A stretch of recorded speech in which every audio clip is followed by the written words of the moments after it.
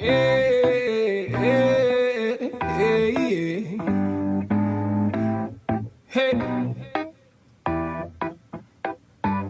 Hey, hey, hey, hey, hey, hey. Black excellence, black beauty, and black pride. Black power from all diasporas coincide. Progressive truth and regression eventually collide. May the beauty of the people no longer be set aside. May the black queen's grace continually mesmerize the millions who couldn't see it when looking into her eyes. And the black man's plight no longer be the disguise. Oppression, emasculation, they wanna castricize him. Take him away from the black queen, put him inside prison for slave labor, he institutionalized. Wondering on the outside, is she willing to ride? Is she willing to ride? Is she willing to fight for the love, even despite the fact that he doing time? Love that conquers all will never fade with time. If she don't choose the love that appreciates every life, his flame might get dim and he may reach. The Urban Impact Show is sponsored by Green and Wood Media Services. Green and Wood uses digital media to help businesses, political campaigns, and organizations grow while increasing their community impact. Green and Wood Media is pleased to offer a digital media buying fellowship to train, develop, and mentor young people interested in digital media, politics, and advertising. Learn more at greenandwoodmedia.com.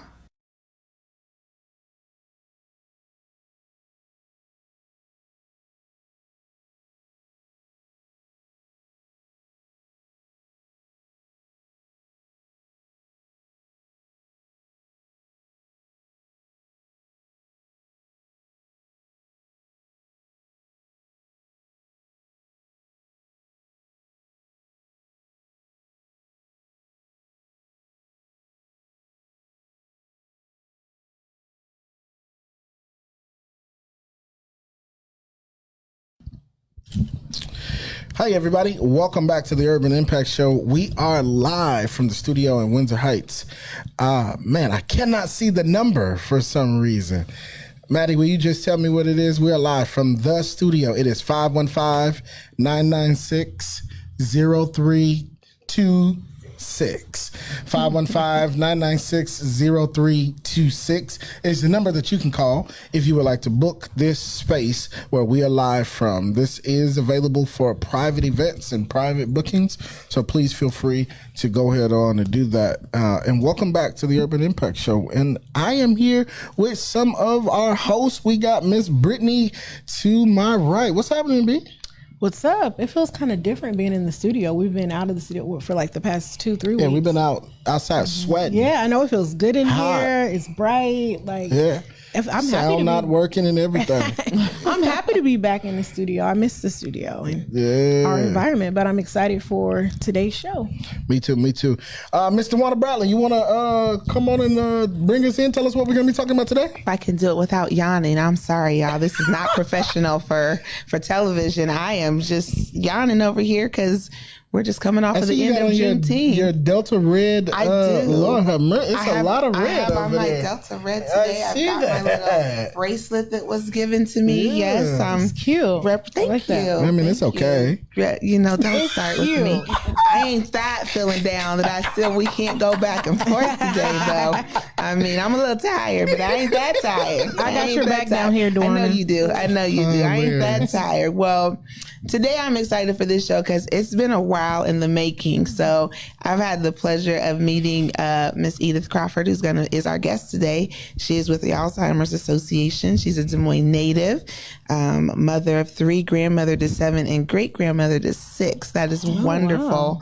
Wow. She has a mother who has suffered with Alzheimer's, and she is caregiver to a brother with early signs of dementia. Oh, wow. She joined the Alzheimer's Association in 2015 as a volunteer, and her purpose and mission is to educate about the advances and resources available to sufferers and caregivers, and visit the faith community, and just really, she's just an advocate as a whole when it comes to Alzheimer's and making sure, especially for something that impacts our community, wanting to make sure that we have the tools and the education that we need. So y'all help me welcome Miss Edith Crawford with us today. Ooh, welcome. Yes. We're so excited to have you, and I just want you to I'll just start off with the question, and other hosts will ask questions as well. But just, my questions are going to be ignorant. Yeah, we're not going to worry about Rob's questions. Brittany and I will ask you some questions that will be meaningful and impactful Thoughtful. to help our viewers. At least Madison wonder. Yeah, Rob's stuff will just be.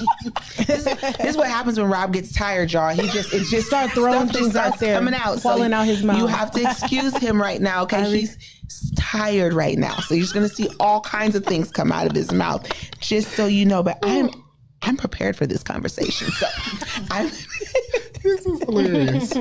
Be gentle, Rob. Yes. Miss Crawford, because it's you and you wearing one of my favorite colors, purple. I'm going to be kind. Love, Not because love of it. Maddie. Love. So talk a little bit about Alzheimer's. So I always hear Alzheimer's and dementia, and I tend to get confused. Are they one and the same? Yeah. Are they two separate things? So can you talk to the viewers just a little bit about what the definition is of both, or if they share the same I definition? sure can. And first of all, I'd like to thank you for the opportunity to be here with you today. It's been my mission and my plan to get out into the community and to educate, and this platform is just what God instructed. And so I just thank you all for having me today. Dementia, there's a misconception over the word Alzheimer's and dementia. Dementia is the actual disease. When I talk to my support group or anyone, I let them know that dementia is the actual disease. I equate it to cancer. Cancer is the actual disease, and there are several types of cancer. Well, dementia is the disease, and there are several types of dementia.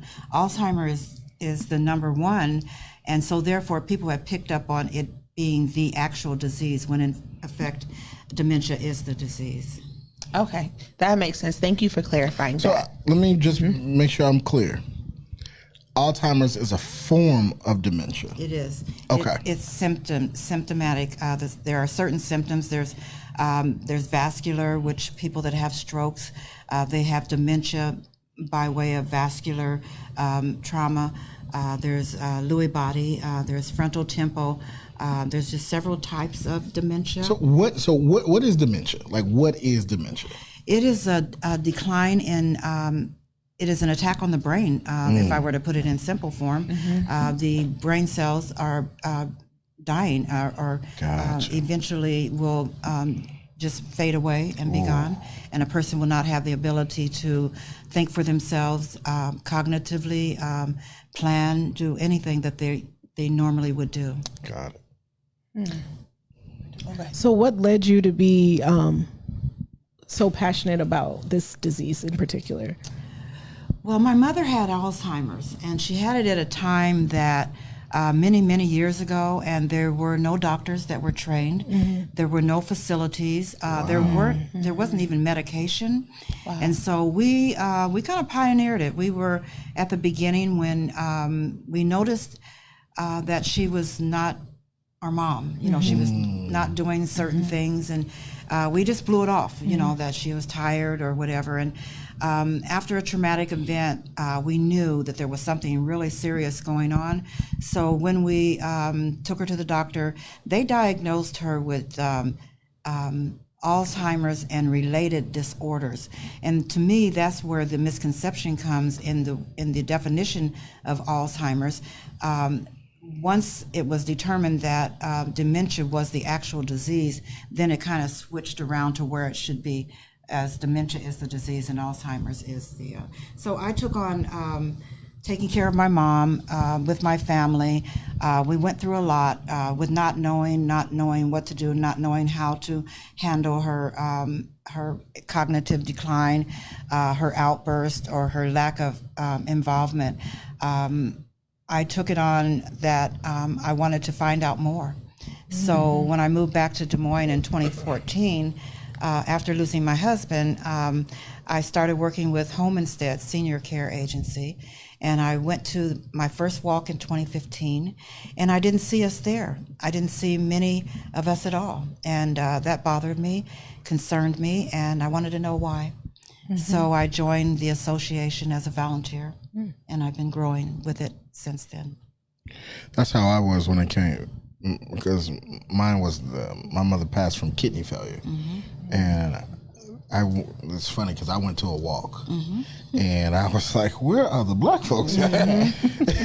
Where are the black people? Yeah, I was looking for us. I didn't see us What there. is happening here? And so now my sisters, I can't say but my sisters are really involved in that. So thank you for seeing that space and deciding to be in that space, because you didn't have to.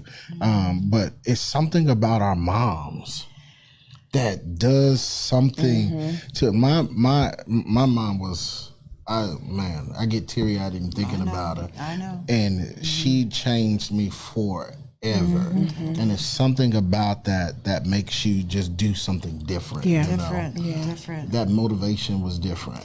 I felt like I owed it to her. I mean, she went through so much.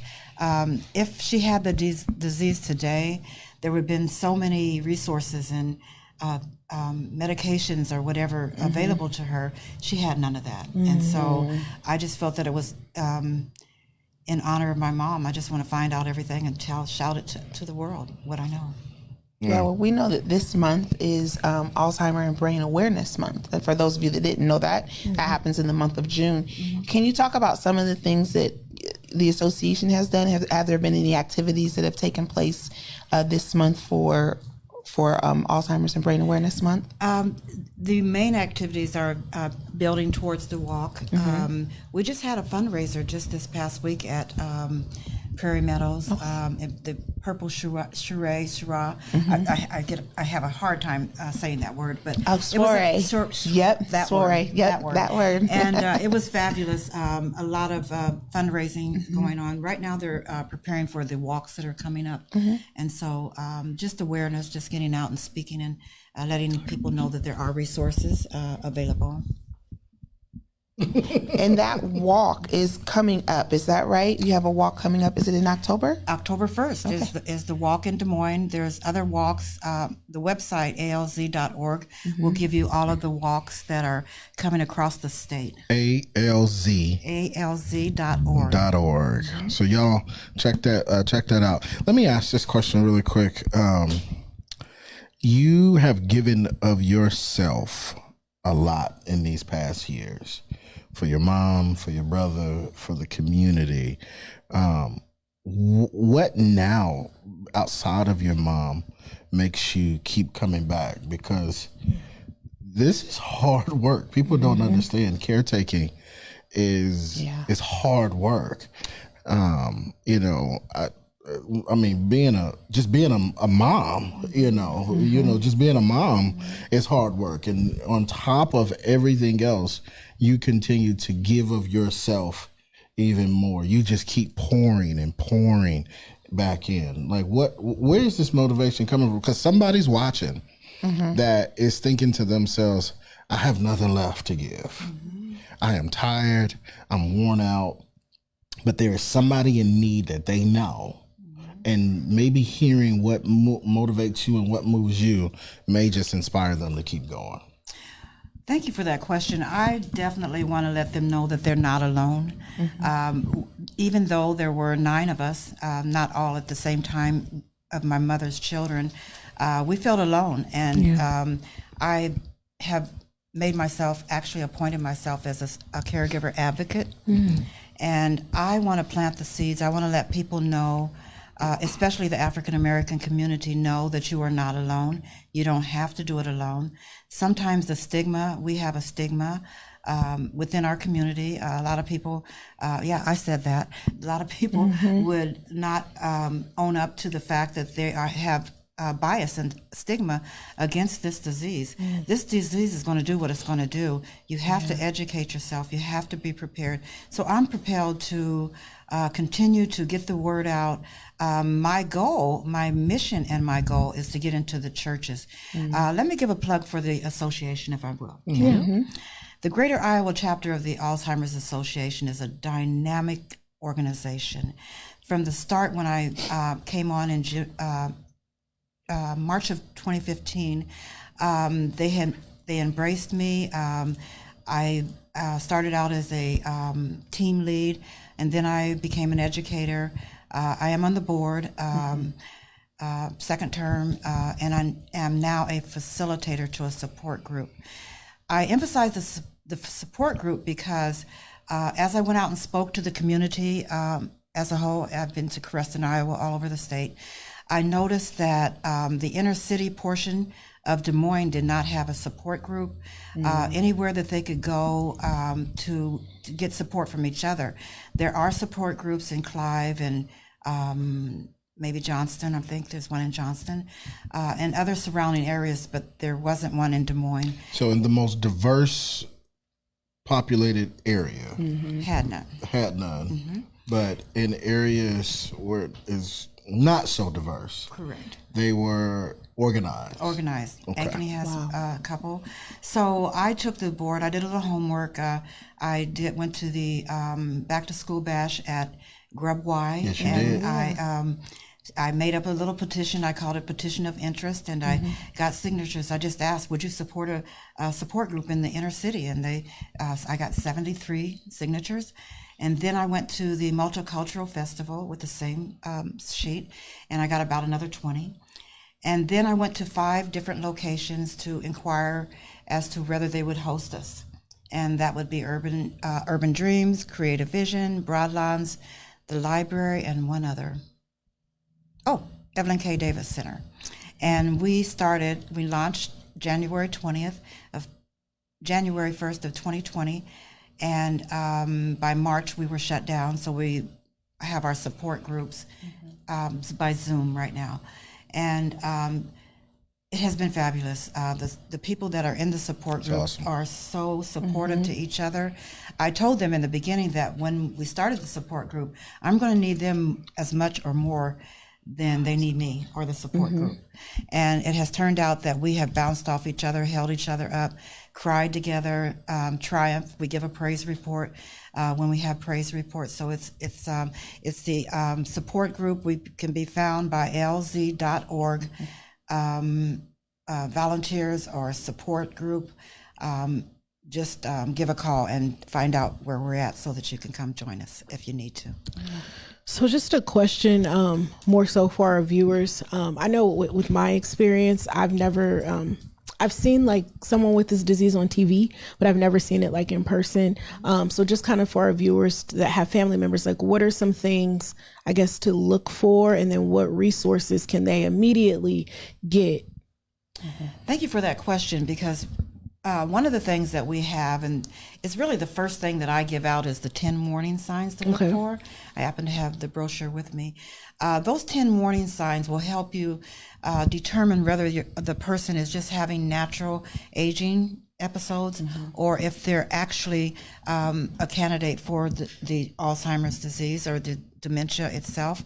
And so those 10 warning signs will kind of help you level out and determine what's going on.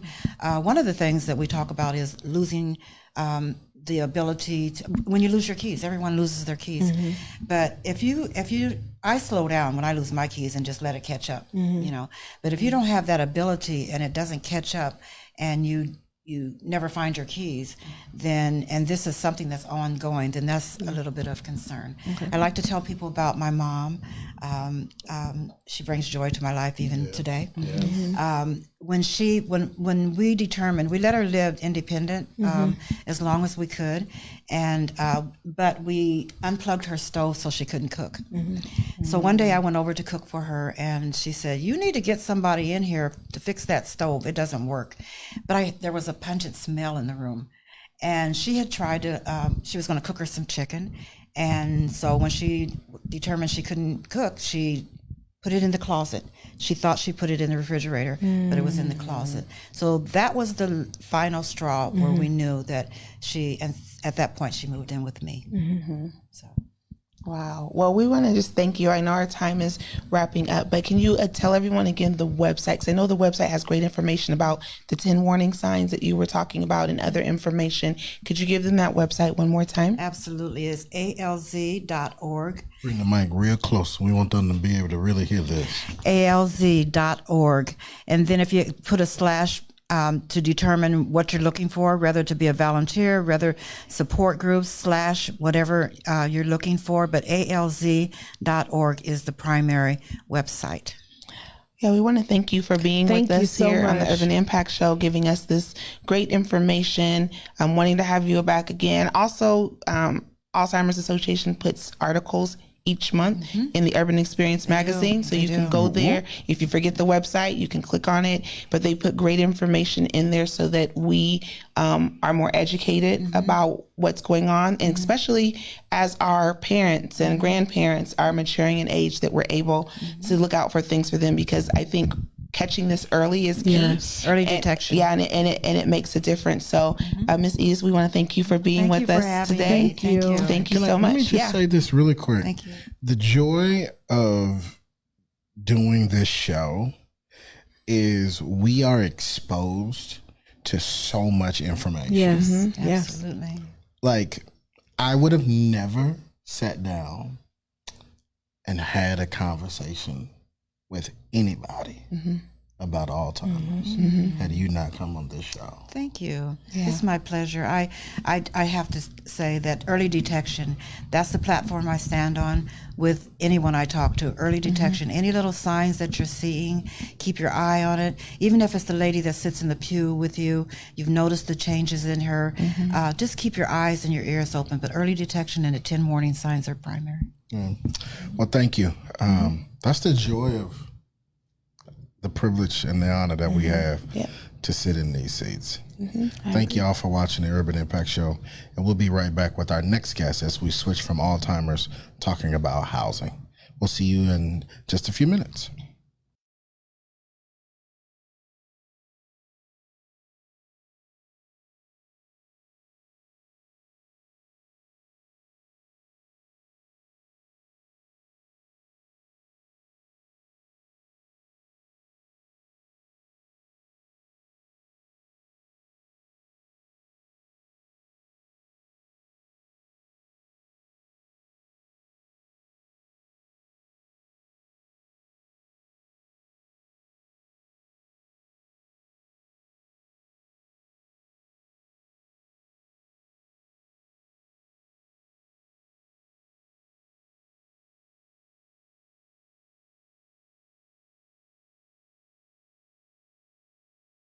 The Urban Impact Show is sponsored by Green and Wood Media Services. Green and Wood uses digital media to help businesses, political campaigns, and organizations grow while increasing their community impact. Green and Wood Media is pleased to offer a digital media buying fellowship to train, develop, and mentor young people interested in digital media, politics, and advertising. Learn more at greenandwoodmedia.com.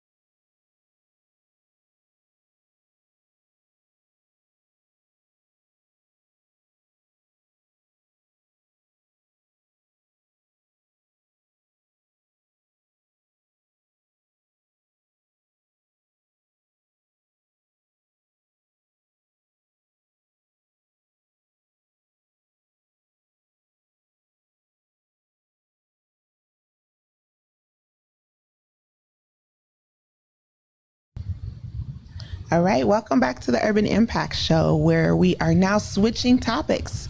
We're talking a little bit about housing today. We have Bridget Robinson with us with Neighborhood Finance Corporation. Welcome Welcome back. back. Thank you. We Thank told you for you'd having be me. back for a I know. part I was two. surprised. I was like, hey, they brought me back. They must like me. That was So. quick, too. No, Yeah. we wanted to get you back for a part two because Absolutely. housing is so prevalent right now. Like I've got shout out to my sister. I know she's looking for a home right now and went through that process. And so I think right now we're in a space where people are buying homes. We've got on my street alone, I think a lady across the street her house is sales pending. A guy up the street just sold his house, and there's one down the street that's for sale. So I'm like, well, people are looking for housing, and despite all the other things that are going on in the world, people are looking for homes to be in. So I'm just going to read a few facts that we talked about last time, but I want us to get into a conversation about that process and of all of that. So just want to read a little bit about Black home ownership in Iowa. According to the Daily Iowan, an independent newspaper from the University of Iowa, discriminatory housing practices and racial wealth gaps continue to affect Black Iowans. Though redlining was made illegal by the 1968 Fair Housing Act, Black Iowans continue to feel the lingering effects of discriminatory housing practices. Iowa had the fifth lowest Black home ownership rate among all states in 2019 at a rate of 23.4%, with white home ownership at a rate of 74.2%. In the Des Moines, West Des Moines metro, Black applicants are 2.6 times more likely to be denied a conventional home loan than similarly qualified white applicants, according to an analysis of the 2019 data released by the Markup, a nonprofit newsroom. And I think we want to start there is really talk about this process. So I want you to just talk people through, I've seen the house. I haven't gone through nothing else, but I've been driving down the street. I'm eyeing this house. It's what I want. Now tell me, what are my next steps? Sure, absolutely. And, we've all been there. We've driving past, hey, that house looks nice. Or, in neighborhoods that I've lived for 10 or 11 years, I'm like, that's going to be my house one day, but never did anything about it. Yeah. So, that process, it seems like it's daunting. It seems like it's a lot of work. They ask a lot of questions. They get into your personal life, really, to be honest. And it's a big commitment. So when starting off and you see that house, you want to be sure, is this the right time for me? Again, we talked about that last time, just knowing where you are financially, mentally, are you in that space to be ready to own a home? Because that is a big commitment, of course. So the next step would be after that, just assessing what your financials look like, your home life looks like. You want to go to a lender or start shopping around. And when we say shopping, we don't want you to go into multiple lenders, getting your credit hit, applying for different mortgages, because that is not a good look at all, right? So you want to be sure that if you have somebody you're already comfortable banking with, say I bank with US Bank or Wells Fargo or something, you want to check into their programs first, because they know your financials. They've been your bank for X amount of years. And if you feel comfortable, use them most definitely. Again, interest rates, they're up and down, right? Yeah. So some lenders, the traditional ones, are offering that 3.5, maybe 4.5 at most. And then other lenders are offering a lot higher percentages. And just be sure that when you go for that lower interest rate, when you're talking to a lender, that you know exactly what that means. Is there a prepayment penalty? Means if I pay this off early, are you going to penalize me for that? Just knowing those minute details of the mortgage. So that's your next step, is just talking to a lender, learning what your options are, having them pull your credit if you're comfortable with it. Most lenders will offer to do the annual creditreport.com. You can go on there yourself and find out where you are, not necessarily your score, but if there's any other debts that you weren't aware of, any liens, judgments, etc., that may be on your record.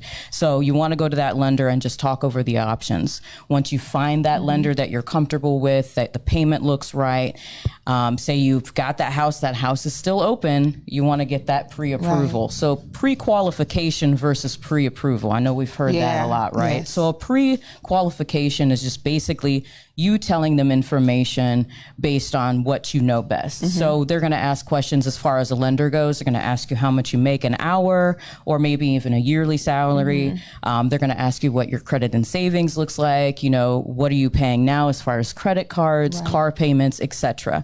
So definitely when you're talking to that lender, make sure you know where you are at with that pre-qualification if you're going through that first step, and be honest and be transparent so they have the most accurate information to give you the closest number that they can without actually pulling numbers for that.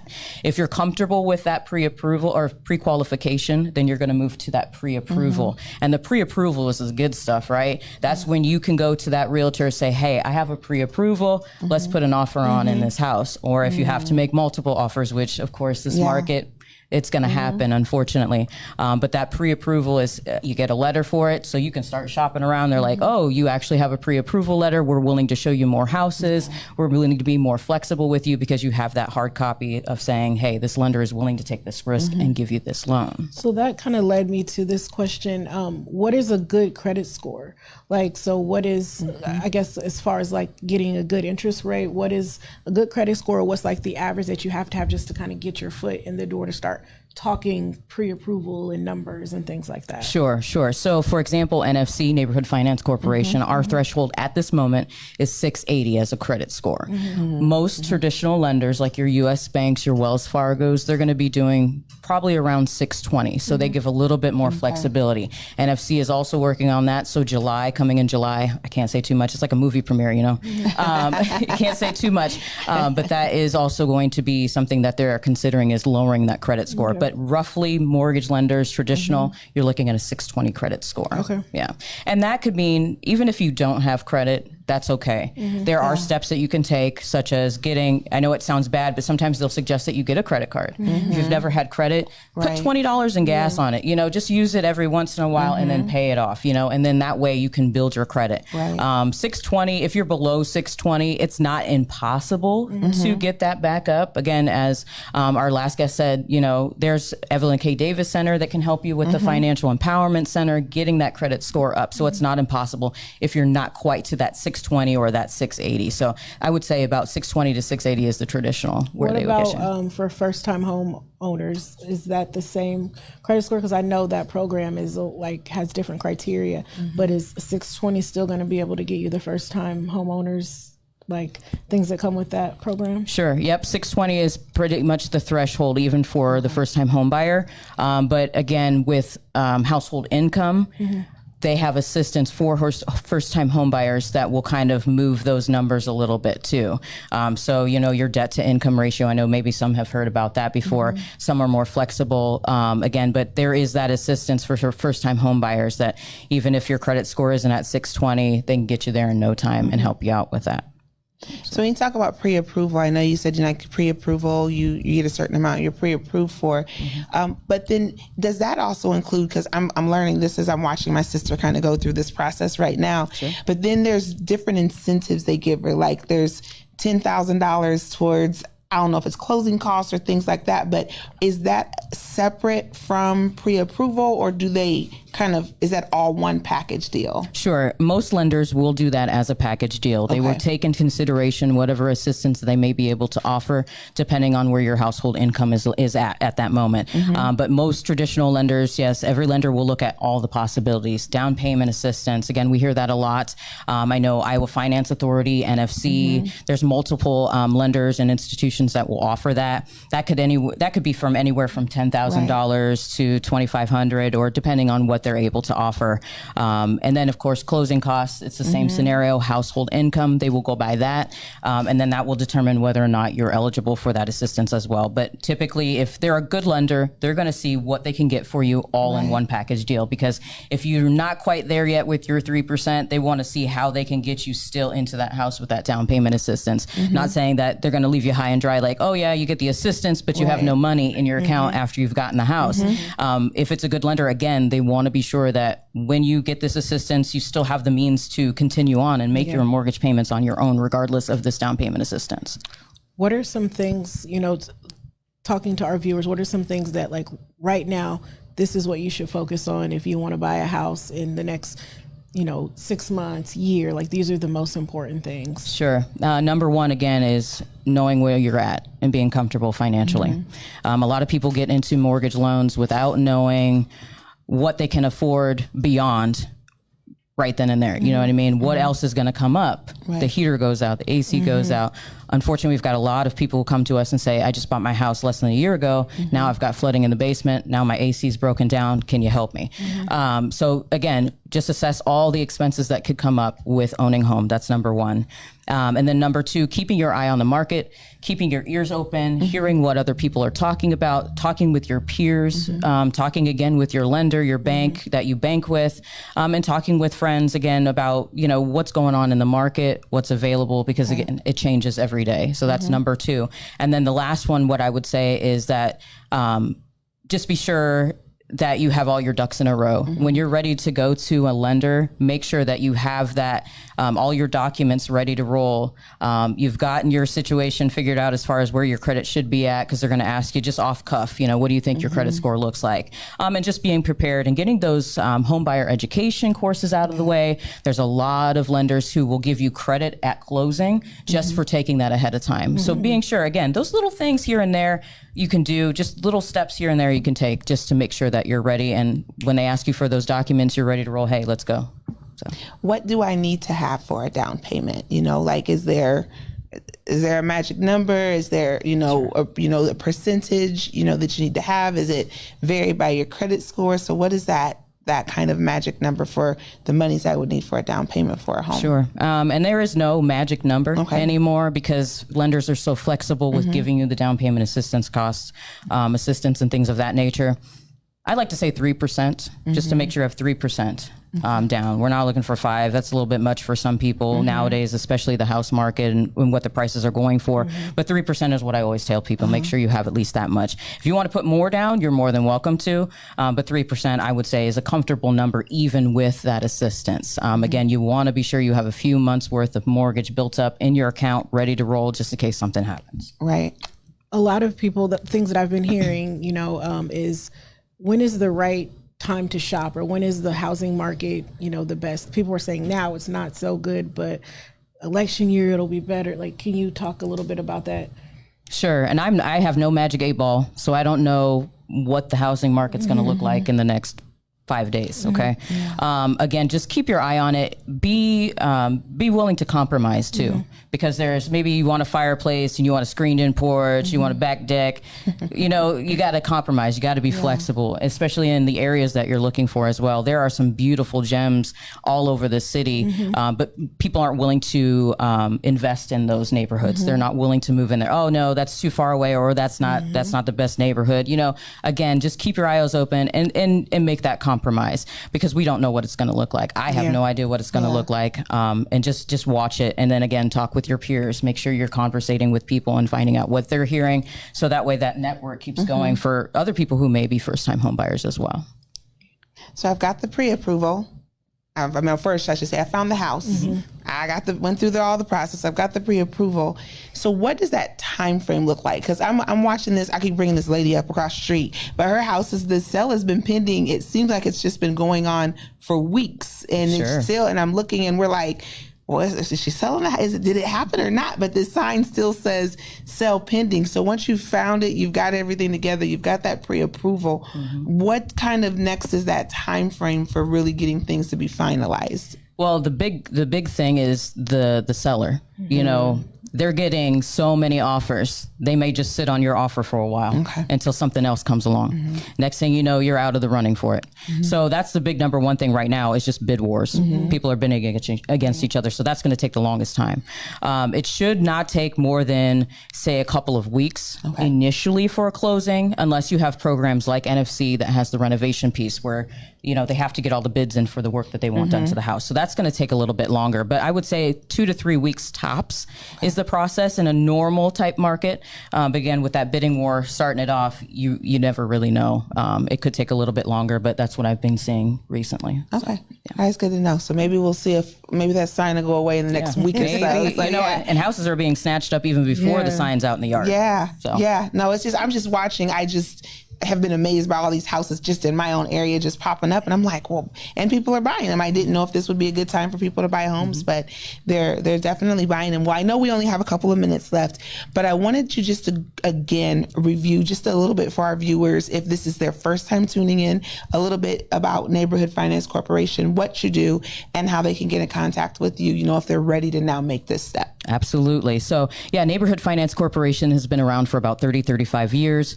We're really big into revitalization and home improvement of the homes. Just, again, meeting people where they're at and helping them build equity in their home. NFC, again, has a variety of loan products that you can take advantage of, and that assistance programs with closing and down payment as well.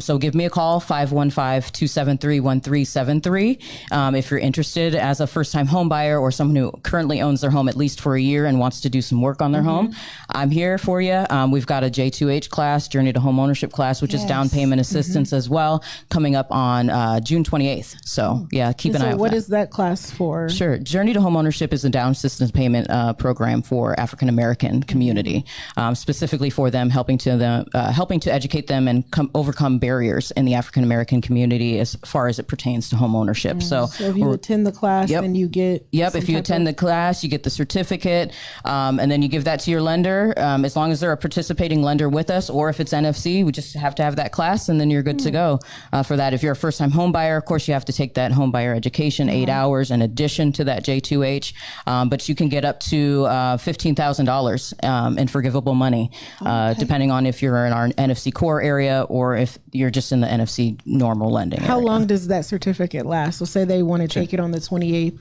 but they don't want to buy a house until next year. It's good for a year. Yep.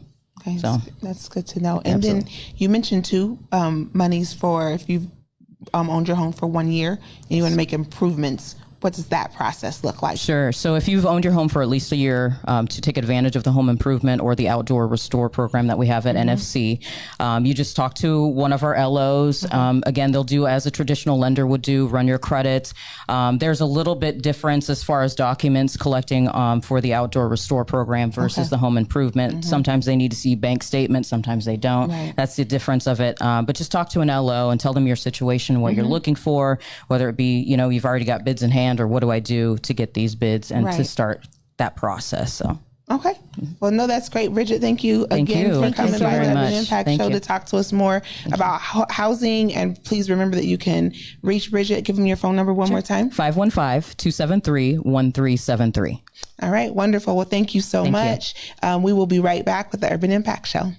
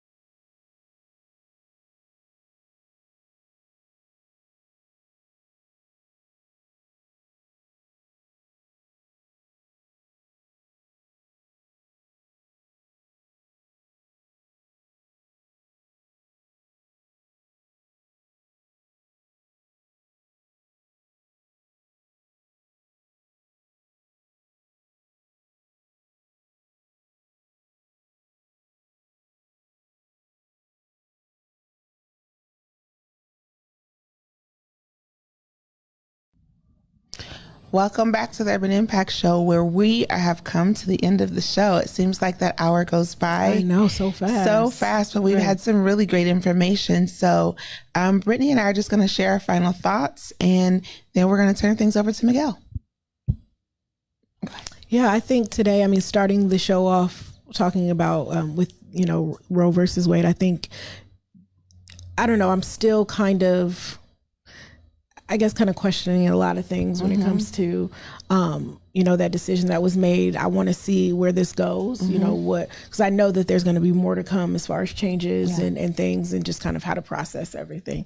So I'm going to, I like the idea of listening to podcasts about it, or, keeping my ear in the news a little bit more about it, but I want to hear others' opinions, and more conversation. So there's a lot of good podcasts I want to reach out to kind of listen to. And then, I, like I said earlier, I didn't know a lot about Alzheimer's. I see on TV or movies, so it was great having, our guest in and kind of talking about it and educating us more. Is definitely something our community needs to know more about, because I'm sure there's a lot of people like me that they don't have people in your family that are going through that, or maybe I just haven't been able to identify it yet because I don't know what it looks like. Right. So I think that it was awesome to have her on and kind of, talk us through a lot of things, and it's great work that she's doing. So, and then to kind of close things out, I'm trying to buy a house hopefully early next year. So I always get excited when we have someone on. It's kind of educating us a little bit more, about the home buying process is very intimidating. And so it's a lot of me knowing, I have to be confident and get my ducks in a row so that I'm not as intimidated by the process. I'm excited for the webinar. Hopefully I can join it on Tuesday and kind of learn a little bit more about it and get the certificate so I can get help with the down payment.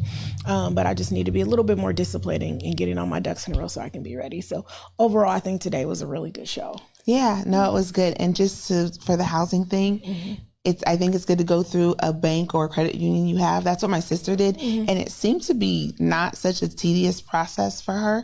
It went through pretty swiftly. I mean, she had been a part of her bank and they got things going pretty quickly. So just want to encourage you that if you have an institution you've been with. Fargo, so I don't know. That's what she went through. Really? Yeah, that's what she went through. I just don't, and it sounds bad because I'm saying this because I've been with them since I was in college. But some of the things I just don't really trust. Do I want my home mortgage with them, just with some things that go on? But I mean, if I've had it for years, that might be the best lender to go through because obviously, there's a relationship there. And, but I don't know. Yeah. And and they want to help you too. But I believe it was Wells Fargo for her too. And it went through. And I know my parents have gone through Wells Fargo as well. So that's done refinancing and all of that. So I think that would be a really great place for you to go. But I'm with you. I always love our shows that we do and how we make an impact on others through the education that we provide them. Today it was Alzheimer's and housing, but we also had an opportunity to talk about Roe versus Wade, which honestly,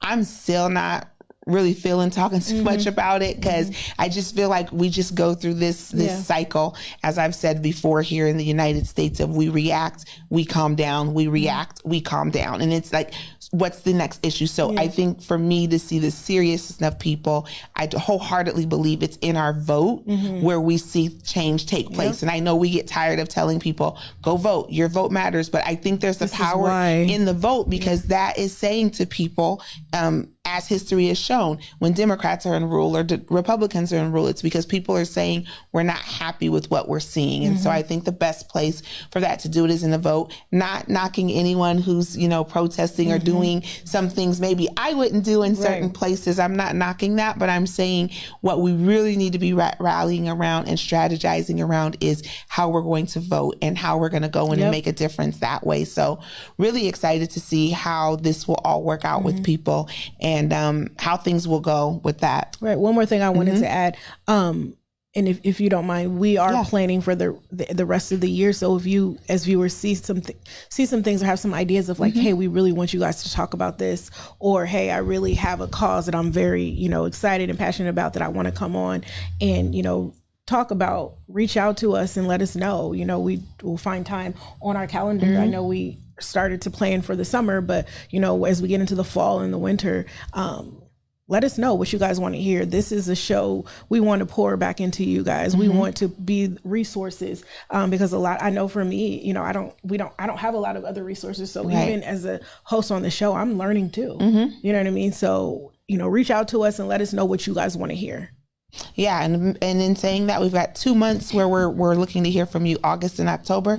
August is Black Business Awareness Month, so we will be highlighting Black-owned businesses all throughout the month of August. And in October, we will be talking to candidates again as we prepare for the November elections and giving voter education and all of that education that you will need to be able to be prepared. I think that's one of the things I'm very proud of that we do well here is to educate our viewers. Yes. We're talking to you like it's your first time hearing it. So you might know it, you might not know it, but we want to make sure that you know it. So that's one of the beautiful things that I love about the Urban Impact Show. And as we continue to have these conversations that are going to impact the lives of others. And before I hand it over to Miguel to really close us out, because that's why he's here, he's going to really close us out.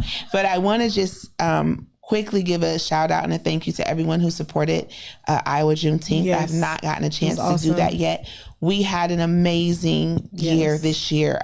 From vendors from last year to this year at our Neighbors Day, we doubled. We literally just had people show up.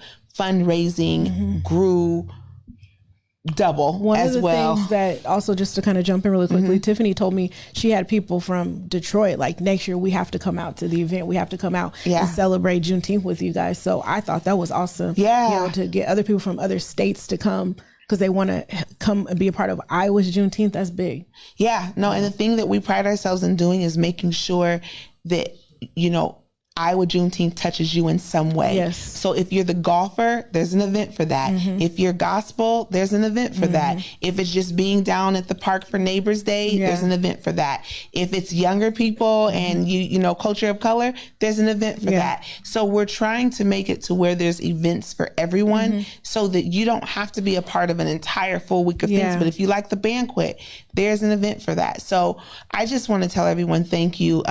It's a lot of work, but it is like the most greatest work that I can do because I do it for the community. It's not about accolades for myself.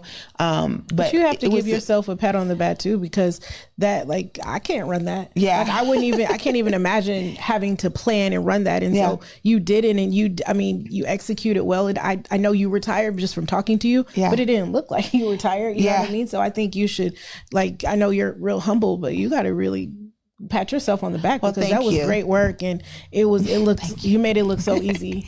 Yeah, thank you. And I have to give a shout out to Rob too, because he is my right hand person when it comes to this. We work really well together, but we also are able to handle any issues we might have behind the scenes. So you will never see Rob and I, you know, going back and forth with each other, which is the beauty of our friendship and relationship that we have as we work. We're already planning Iowa Juneteenth 2023. So be ready for that. Check out our website, iowajuneteenth.org, which will give you some dates to start saving as we prepare for next year. So we're really, really excited for that. So in saying that, I'm going to turn it over to Miguel to close us out of here. Thank you all so much for watching. I hope you guys enjoyed this episode, and we will see you next time. Thank you. Have a good week. Thank you.